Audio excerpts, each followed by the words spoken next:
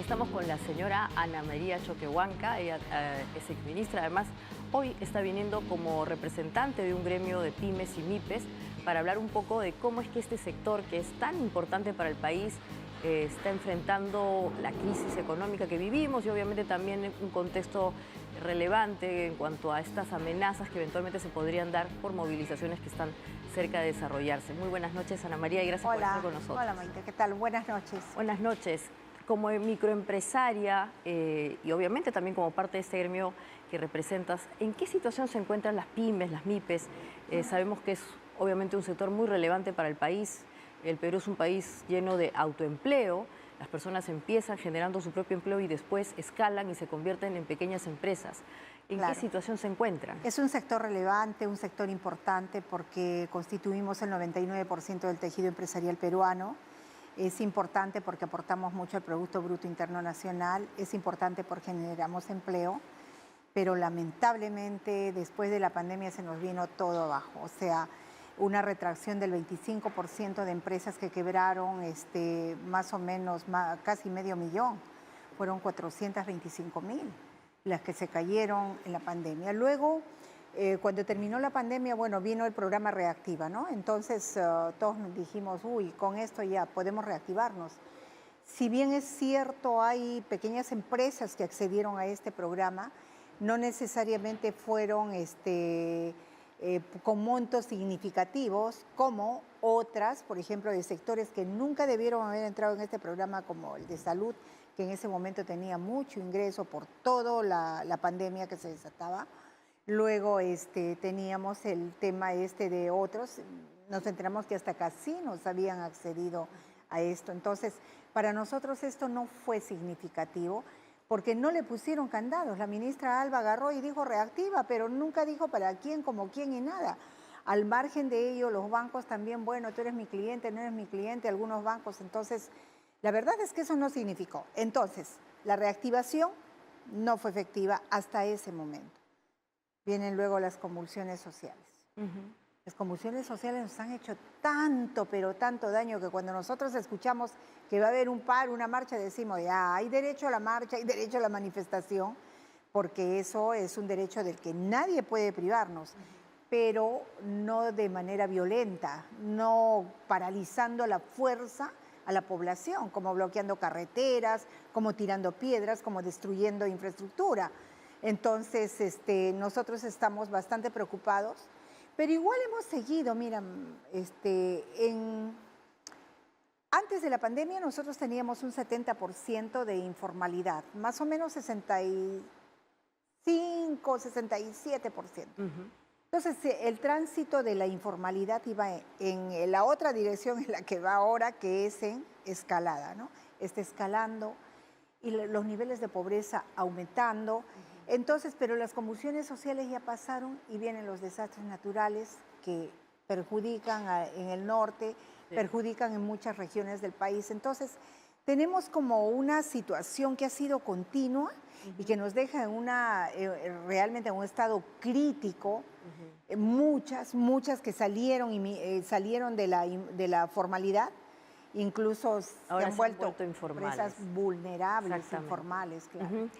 Señora Choquehuanca, usted además es una microempresaria, nos ha planteado una situación difícil para un sector que es un colchón, digamos, económico del país, pero si nos abstraemos un poco de lo que va a pasar, ojalá que evidentemente estas movilizaciones no se desborden y afecten mucho su economía, también es verdad que este es un sector que necesita dar un salto.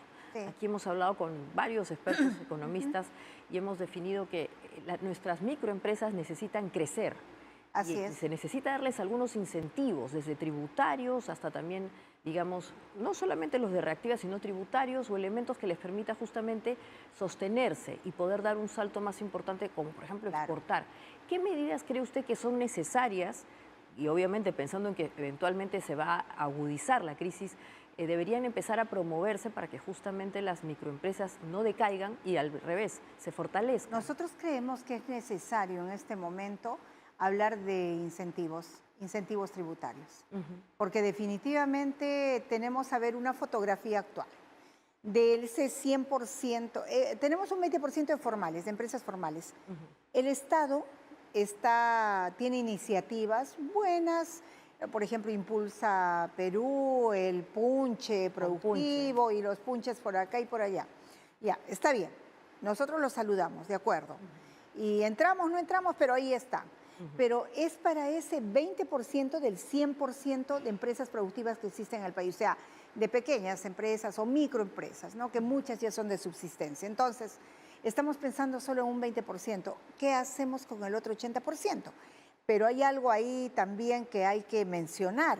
Si nosotros hablamos de informalidad laboral, por ejemplo, de ese 20%, el 70% dentro de ese 20% es informal laboral. Hay informalidad laboral con planilla negra. ¿Eso qué significa?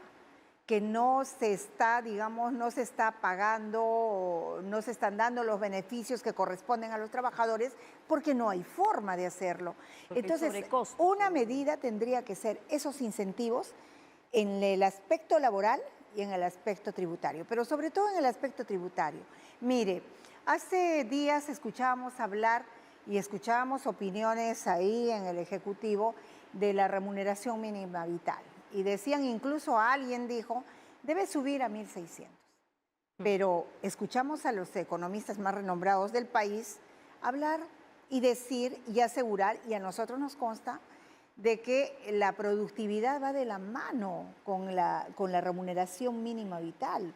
O sea, el sueldo mínimo vital, para que eso ocurra, tiene que haber productividad en este lado y tiene que haber sobre todo esa rueda moviéndose, esa rueda productiva, para que esto pueda darse, como por ejemplo cuando tuvimos el crecimiento económico el 2008, bueno, cuando estuvo Toledo, por ejemplo, que fue el pico más alto, ¿no? 8% de crecimiento económico. Es ahí donde debió haberse equiparado. Nosotros vemos en los demás países, por ejemplo, que la remuneración mínima está acordada. En Colombia puede ser dentro de cada año, de acuerdo al costo de vida, sube. En Chile puede ser cada 2 años porque es un convenio y eso ya está dado. O sea, no va a cambiar para nada la política de gobierno si es que uno la hace y los empresarios se quejan y salen. Pero en el Perú no hay eso. En el Perú nosotros estamos con asimetrías en el tema laboral, en el tema tributario. Un 42% de carga laboral y tributaria, ¿quién la sostiene? Y que eventualmente esto de alguna manera afecta el crecimiento de las pymes y MIPES, a lo que estamos llegando como conclusión. Sí. O sea, podrían ser medidas que suenan bien, pero tendrían elementos antitécnicos. Así es. Ahora, para promover, por ejemplo, las contrataciones que a veces son una vía también que permiten crecer a las pymes con el Estado. ¿Usted cree que tendrían que retomarse las el programa de compras públicas? Así es, compras Buen públicas, punto. porque, buen punto. digamos, el mayor comprador en el Perú es el Estado. Es el Estado. ¿Cuánto estamos otra vez cerca de volver a retomar ese tipo de medidas? Ese es un problema que se ha vuelto muy complejo también. Y yo creo que ahí sí el Estado tiene que ponerse las pilas. Tiene que reconocer que el problema más grande que tiene el sector es el de mercado y el de financiamiento. En el tema de compras públicas, ¿qué está pasando? Nosotros, por ejemplo, hemos ido 3 veces donde la Presidenta de la República y nos hemos reunido una vez con el Ministro de Economía.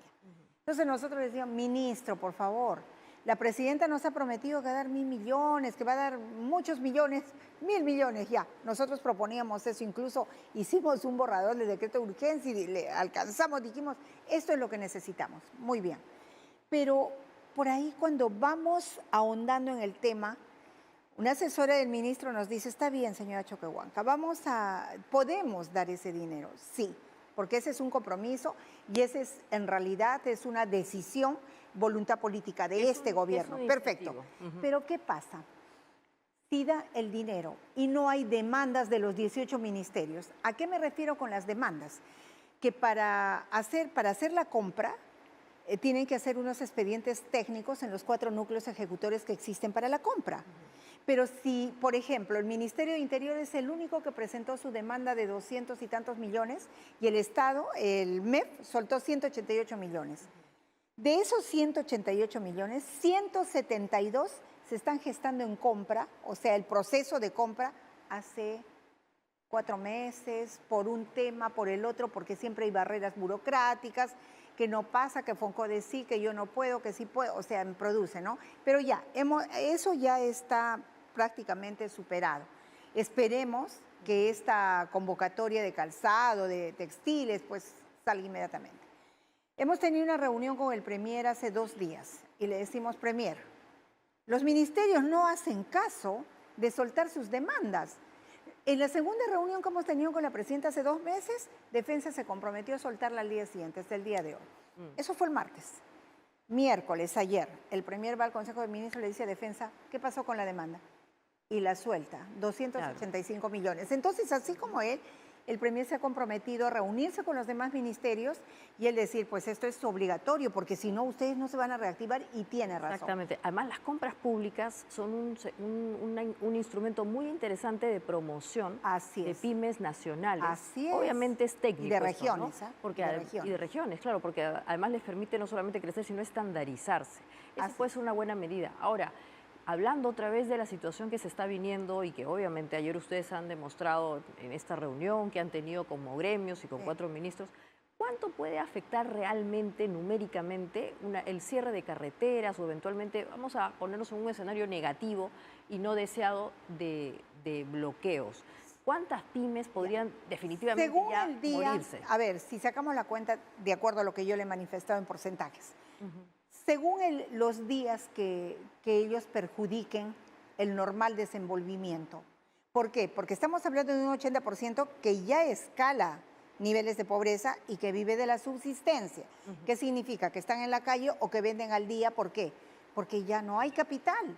Claro. Entonces, estas personas que salen, si dura un día, ¿cuánto se perjudican? ¿Cuánto tenemos nosotros en porcentajes? 80%. El otro 20% saldrá y se irá a las filas de la informalidad, porque obviamente no puede sostener una planilla, no puede sostener un alquiler, no puede sostener un ingreso. O sea, ¿usted diría que la mortalidad de las pymes se ve gravemente afectada? Totalmente afectada, ni siquiera que además hay totalmente afectada, que eventualmente no tienen la capacidad justamente de entrar al mercado. No, en este momento no tenemos eso.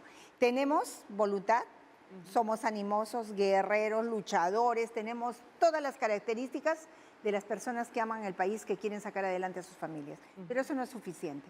Si nosotros no tenemos en este momento las condiciones como para decir nos hemos reactivado y sí podemos sostener como ese 20% que yo saludo ahora, porque para sostenerse en el mercado a pesar de esas convulsiones de la pandemia y todo, imagínense todo lo que se ha hecho. Entonces, creemos nosotros que esto pues de ninguna manera nos favorece, o sea, al margen de la parte política. Al margen de ello nos preguntamos y decimos, bueno, ¿qué hacemos con una sucesión constitucional que le corresponde a la presidenta y ellos lo eligieron? Entonces, fue la mayoría, ya está. Pero nosotros en esa parte política no intervenimos. Nosotros lo que vemos es que el sistema se estabilice. Con un sistema en un país desestabilizado, dígame, ¿qué camina? No camina nada. La rueda se detiene y ¿qué hacemos? Ahora hay que pensar también en que aquí están de por medio pues miles de familias que dependen de estas empresas, que son los trabajadores. ¿No? Y su asociación además representa un grupo nutrido a nivel nacional. Somos gremio de gremios, tenemos ahí a la Asociación Nacional de Bodegueros. Los bodegueros, imagínense, pasando problemas de extorsiones, de asaltos, porque hay inseguridad ciudadana y todo. Todos esos problemas negocios, claro, se van sumando. Entonces, esta situación crítica no la tenemos que ahondar. La demanda es propia y corresponde. Las demandas que se hagan, si es a través de manifestaciones, puede ser. ¿Por qué no? Nosotros no vamos a decir que no. Pero estas tienen que lindar con el respeto hacia los demás.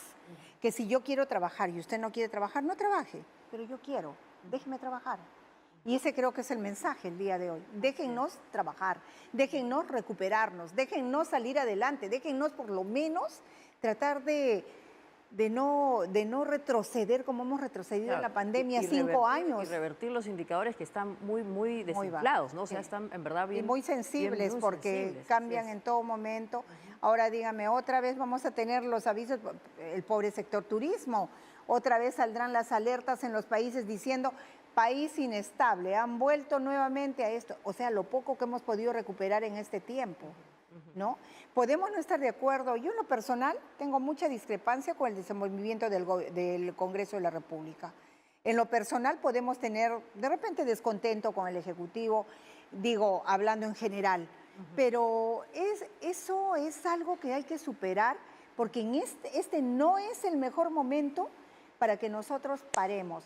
Yo creo que eso se tiene que ir arreglando con el tiempo y además en la parte política, pues que lleguen a un punto de encuentro, pero además que las personas que hacen las demandas den la cara y digan, mi demanda es esta, concretamente, o el gobierno, o me escucha o no me escucha, el legislativo, o hace una ley para que yo arregle este problema o no, pero vemos que no hay nadie, o sea, ¿cuál es la demanda? Sí.